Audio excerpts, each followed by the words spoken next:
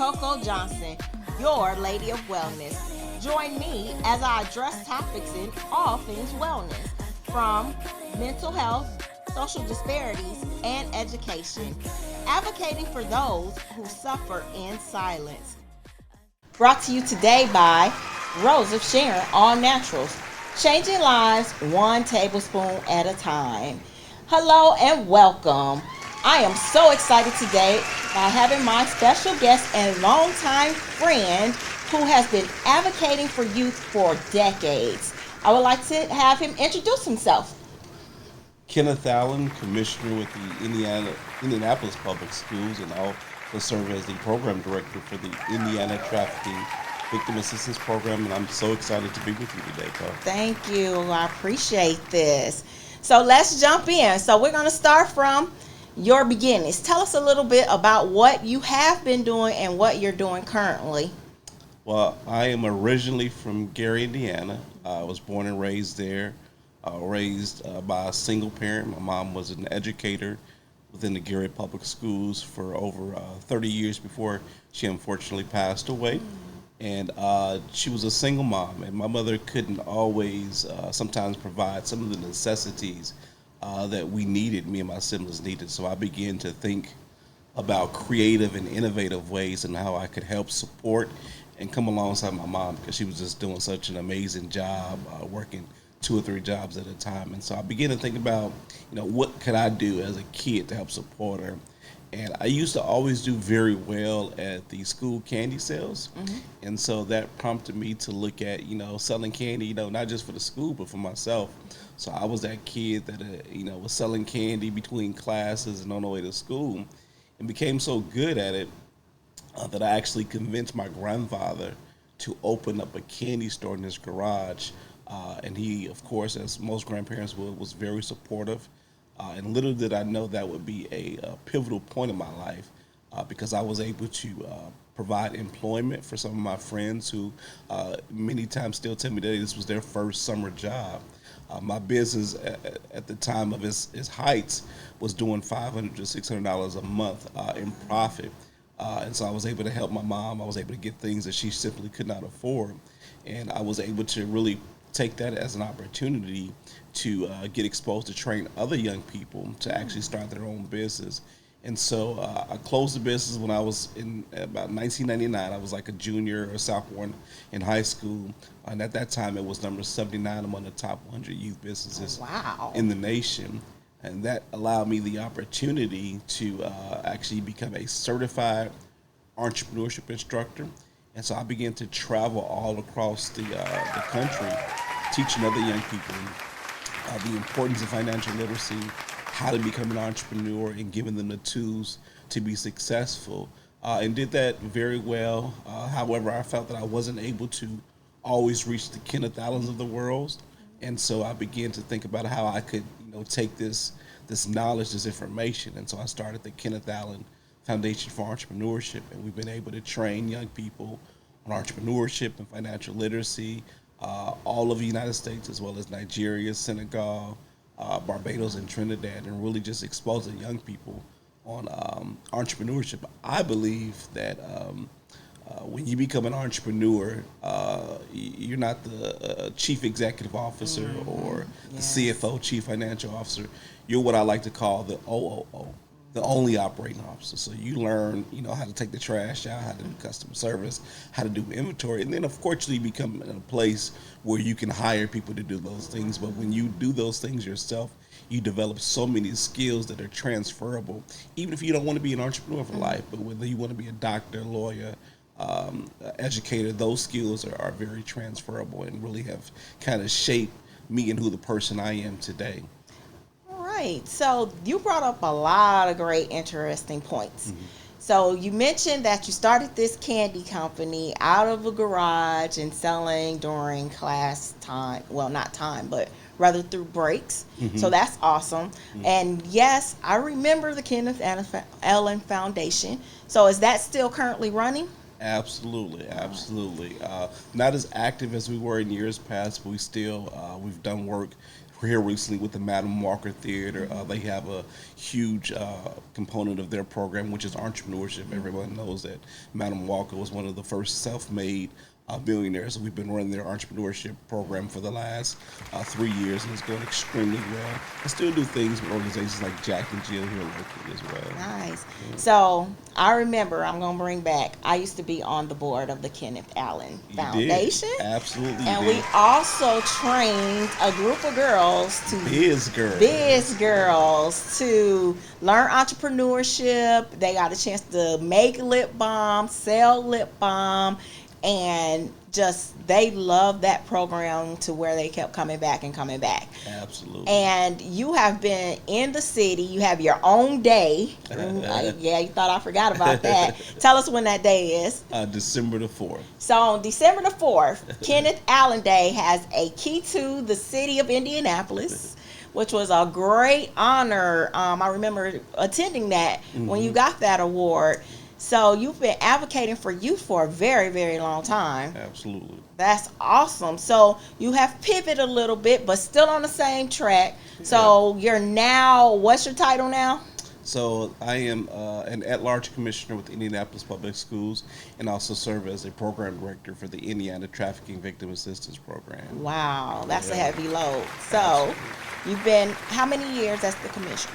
I was elected during the pandemic, and so I began serving in January of 2021. Okay. Yeah, so I'm entering or just entered my fourth year of my first term. Nice. Yeah. So as for that particular occupation, you have been doing this for 4 years. So what made you want to run for that seat? Yeah, so when I think about how to continue the legacy of my mother and how to honor and respect what she gave her life to, which was education, not only just for education for me and my siblings, but she was my first grade and my fifth grade educator. And so I have a very deep connection with her. But when she passed away, I began to think about how do I honor her legacy. I knew that I didn't necessarily want to become a teacher, although I enjoy being able to teach entrepreneurship in a non-traditional setting. But I knew teacher wasn't necessarily a role for me. So I said, how can I really make an impact? So I began to think about my service on the Indiana Commission of the Social Status of Black Males. Been on that commission for over 15 years. I've been the vice chair and the chair. And that commission has one primary function, for those that may not be familiar with it, is we study the condition of African-American males in what we call 5 focus areas: criminal justice, social factors, employment, education, and the one of them slips to my mind at this time. But we get all of the data from all students across the state, and we're responsible for making a report that's given to the both the Indiana House and Senate and the governor's office, and we hope that they will look at the condition of African American males and make adjustments to policy to make Indiana a better place for African American men. And so when I began to look at the raw data, and I saw that particularly African American males were at the bottom of all the lists, particularly as it relates to education, I said, how do I use my business acumen? How do I use the fact that I've been serving on a government board all these years to really make an immediate impact? And so I began to research and discovered that the school board is one of those places where you can actually have a difference, and it's almost effective immediately. You know, when Congress or the Senate makes rules and regulations or passes laws, sometimes you don't see the effects of those for years come. But the school board, you know, can pass a policy or a rule that affects almost everybody. If they shut down school for the day, you know, that affects our commerce, that affects the entire community. And so I said, I want to be a part of the change agent and really change these statistics, particularly for our children of color who really need the most love and support, particularly in the post-pandemic era. Nice. So you brought up an interesting point because back in the day, at least from what I remember, there was this, I don't want to call it conspiracy theory, but there was a time where they were saying that African American males or African American children at the age of, well, the grade school level of 3rd grade, they could determine which direction they would be going. Is that an accurate statement, or? Unfortunately, it's very true. Unfortunately, the prison industry looks at test grade scores of children of color at the 3rd grade, and that they're not able to read, write, and count they can determine how many prison beds they would need. So that's not a conspiracy theory. That is a scientific fact, unfortunately. However, I think that me and my colleagues and even the surrounding 11 school districts are aware of that, and we're trying to do everything we can to change that narrative. One of the things that particularly our district is doing is we're focused on the science of reading. And so that really wants to prepare this next generation to read, because we know that if you can't read, you can't do anything. Right. And reading is so fundamental to anything that you want to do, and particularly not just reading, but just the K through 12 education. I mean, once you get your education, K through 12 and graduation, you can go on and do everything, whether you want to go to college, whether you want to go to military, trade school, but the foundation is the K through 12 education experience. So would you say that, because we have the standardized testing, and I know that's been reevaluated a couple times, and especially the pandemic kind of shifted things a lot for the school-age children.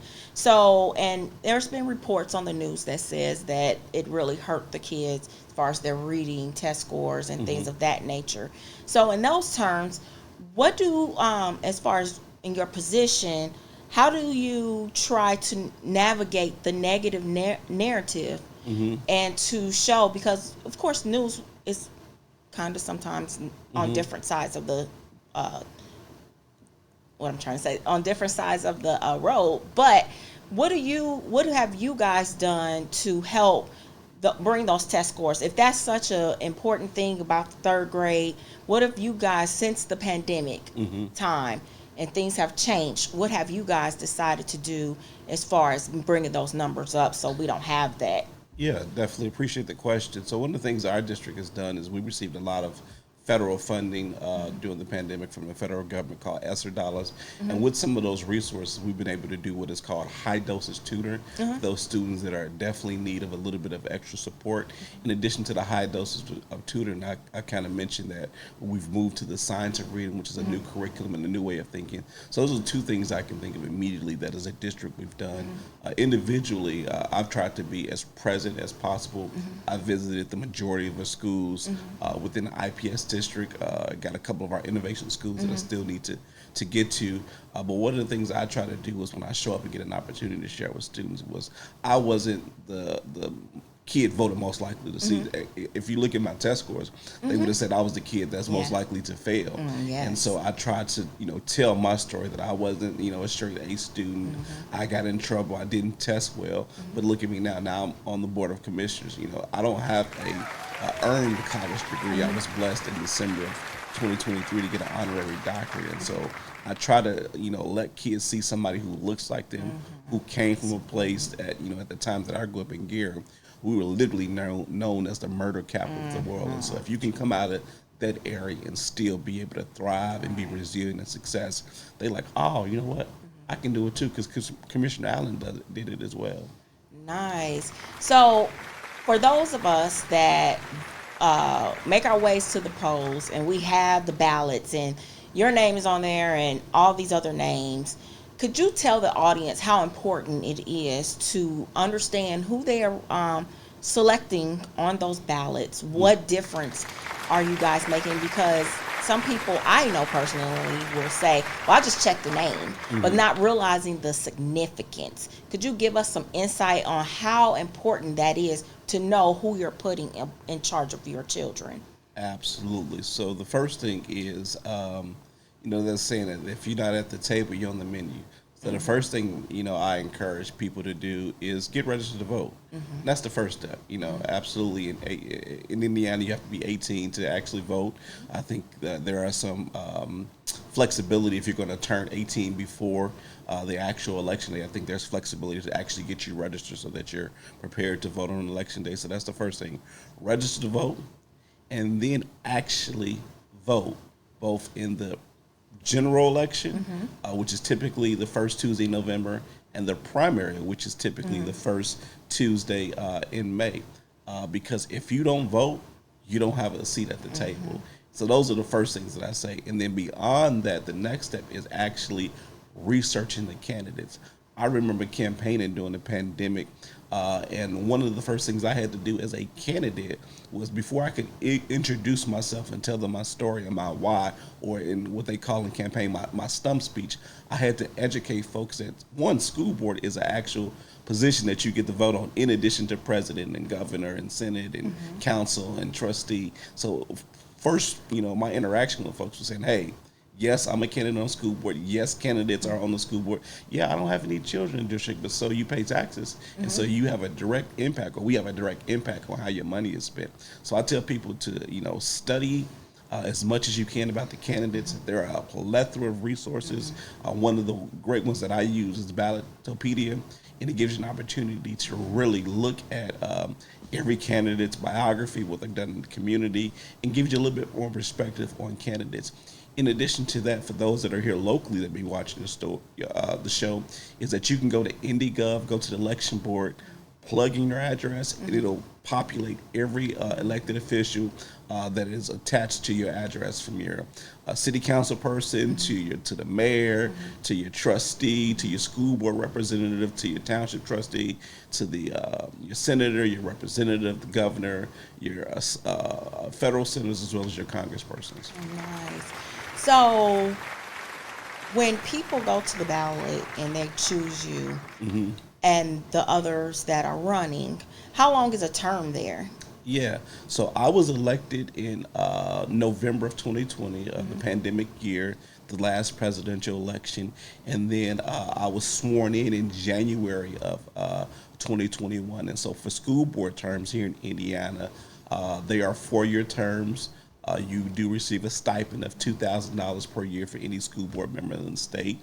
Typically, our district meets a couple of times a month, but if you do the job right, it almost is like a full-time job. And so I always, try to be real with those that have an interest in running for political office, particularly school board. That would be the other thing that I would encourage parents, community members. Is not, the next step is, once you vote, once you participate in the electoral process, think about ways that you can engage yourself in the political process. I know everyone won't be an elected official, but I tell everybody that you can't get around politics. When you are, in fact, born in the state of Indiana, you're not officially born until the health commissioner signs that birth certificate. And most times the health commissioner is either an elected or appointed official. If you die in the state of Indiana, you're not officially deceased until the county coroner comes by, signs on that death certificate, and county coroner is an elected official in most counties in the state of Indiana. So what does that mean? Everything between birth and death is political. When you look at your toothbrush in the morning, or your toothpaste, and you see FDI, that's a government entity. That's a political appointment. So everything in between is politics. So I tell folks that get active, get engaged, and get involved.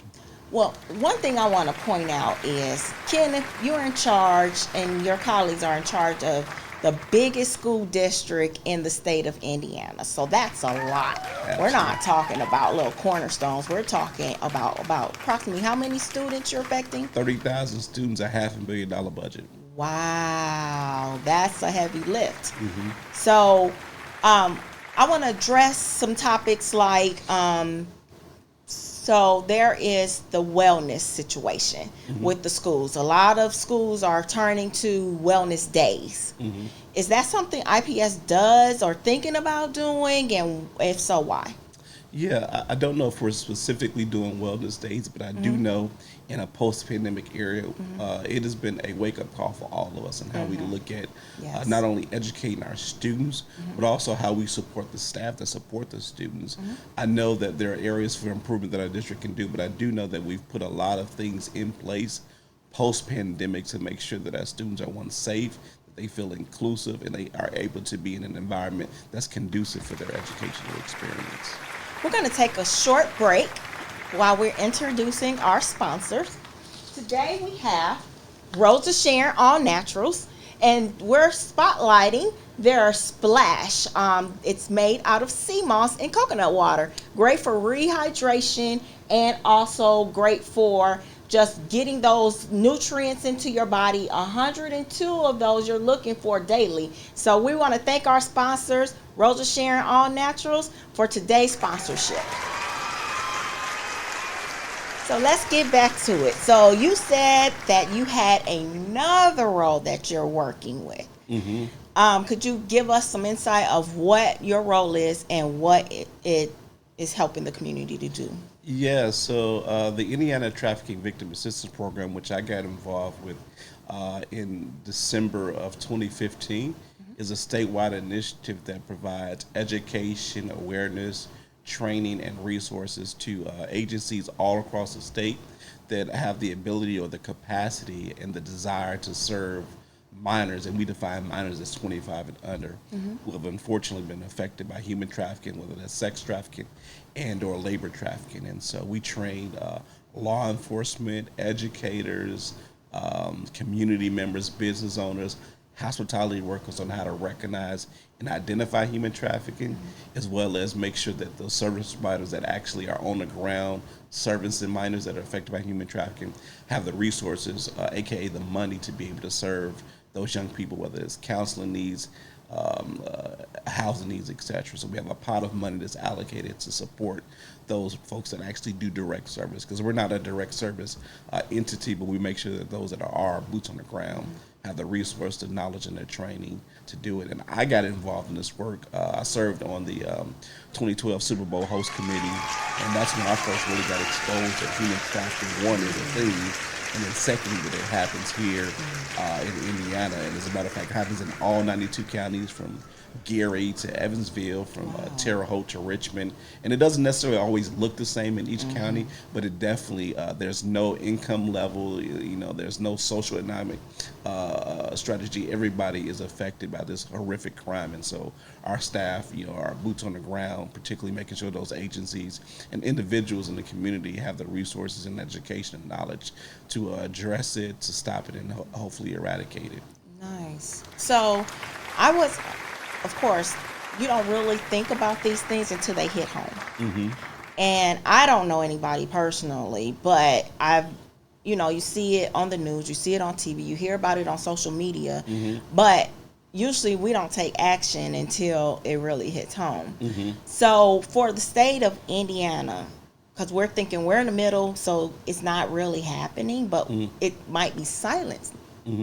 So what is the percentage of the rate of human trafficking? Do you have that? Yeah, so that's really a hard number to quantify, because most victims, first of all, don't identify as victims. So it's really hard to get numbers, and there's no state database that has everybody is reporting their numbers to as it relates to human trafficking. So what I like to tell people is that I don't care whether you're in Martinsville or Maryville, it's happening in their community. It may not look the same, but be very clear that it's happened. One of the things that Indianapolis is known for is we're known as the crossroads of America. So when you think about particularly sex trafficking, if you have a trafficker that is running an operation at a hotel or a house, if the police or the authorities get a hold or get knowledge, they may get up in their car, drive to Cincinnati, which is only an hour and a half, or they may go ahead and drive to St. Louis for a couple of weeks, or drive to Louisville, which is a couple of hours, or drive up to Lake County and Maryville and hang out, because these places are so easily accessible by kind of being in the center of the Midwest. And so that makes us not only a hotspot for human trafficking, but also drug trafficking, because we are literally the crossroads of America. I also serve on the 2024 NBA All-Star Host Committee. So we're getting ready for that, which will be happening in February. And so when you think about the amount of people that will be coming in town, human trafficking will be happening once the All-Star gets here, but it will be happening while it's gone. But we do see sometimes an increase of human trafficking cases when you have those major sporting events, which Indianapolis does a phenomenal job hosting. But our thing is just making sure folks that get educated, and that's what I always encourage folks to get educated. We provide free education to anybody who wants training, and I think once people begin to get educated about human trafficking, they know how to identify it and know what those warning signs are to actually go ahead and make the call and report it. Okay. So I guess my next question is that some people get it in their mindset that this is only happening to females, or it's just happening to this group and not that group. And could you talk about that more? That what not necessarily percentage, but how it's affecting all of us, even if you're not a straight victim, how does this impact the community? Yeah, absolutely. So when you think about, some of our nail salons, they're huge for both sex trafficking and labor trafficking. You think about Indiana. I mean, when outside of, Northwest Indiana, Fort Wayne, Indianapolis, Evansville, we're a very rural state. We're a very agricultural friendly state. And so you think about businesses that are trying to cut costs, they typically, unfortunately, in many cases, are doing labor trafficking. When you think about the major sport events that we have, from the Final Four to the Super Bowl to All Star to the big championship games, that brings in a lot of folks into our community and makes it easier and attractive to traffickers to actually affect. To recruit victims. And so one of the things I tell people is that it's just education, awareness, so that folks know what it looks like, because oftentimes they have a misconception of what human trafficking looks like. Many times they think it's a white van coming down the street with no windows, snatching somebody, or I see things on social media like someone's putting something on your windshield to be ready. And oftentimes victims are going to school every day, they're active in sports. You just don't know because you don't know what the signs are. Yeah. So how can we empower? So we're going to go back from the school situation, as far as how do we empower parents to speak up, let their voice be known. Can you give us some tips on that? Absolutely. I tell parents all the time, as a school board commissioner, there's nothing I enjoy better than actually looking at parents, community members come to school board meetings and state how they feel and how they want to be engaged and what their thoughts and what they like to see the school system do. So if you're a parent, if you're a grandparent, if you're a community member, go ahead, make time to come to those school board meetings and speak up and let these children know that you love them, that you care, and how you want to see their future. Awesome. And on the sex trafficking, how can we empower our community to get more involved, to be more aware, to be watching your surroundings, or even to talking to children or whomever? So human trafficking is a horrible crime that happens in all 92 counties. I would tell folks, one, to get educated, get trained on how to recognize those trainings. If you go to our website, www.indysb/ITVAP, again, I'll say that, www.indysb/ITVAP, you'll see an opportunity where you can sign up for a training, because I think that once people get trained on human trafficking and how to recognize it, they know how to call and report it. And that's essentially what we want people to do, is if you see something, say something. So are you guys connected with 211? Yes, we are. Absolutely. Awesome. Absolutely. And we'll be sure to put that address on our for the description of the show, so people can reach out and know where to go for help. Absolutely. Thank you. Yes. So awesome. So also I want to point out, is there any other resources that you can provide to our audience that are basically don't know, like their child is having problems? Because usually when we hear about school board, a child is probably being in trouble to get expelled or explored. But this bigger than that. Can you give some tips on that? Yeah, absolutely. I always tell parents, when obviously if you have an issue with your student at a particular school, always start with the teacher. If the teacher is not able to help, go to the principal. If you can't get it done with the principal, feel free to reach out to your commissioner. If you don't know who your school board commissioner is, if you're a student within the IPS district, you can go to www.myips.org. Again, that's www.myips.org. Select school board, and you can find out each school board member in the district they cover.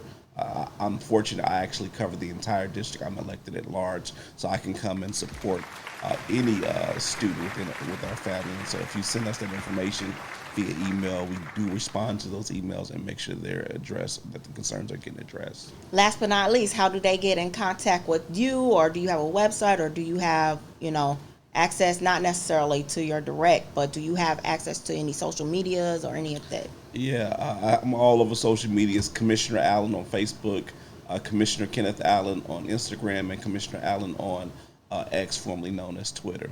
Awesome. Feel free to connect with me. I'll definitely respond back to the message. Awesome. Well, I want to thank you for being here today. This has been very informative, insightful, and we hope that you are able to gain something from what Commissioner Allen had to offer us today. We'd like to thank our sponsors, Rosa Sharon All Naturals, changing lives one tablespoon at a time. And again, reach out, go out and vote. Do those things that are necessary so your voice is heard and you're no longer suffering in silence. Thank you.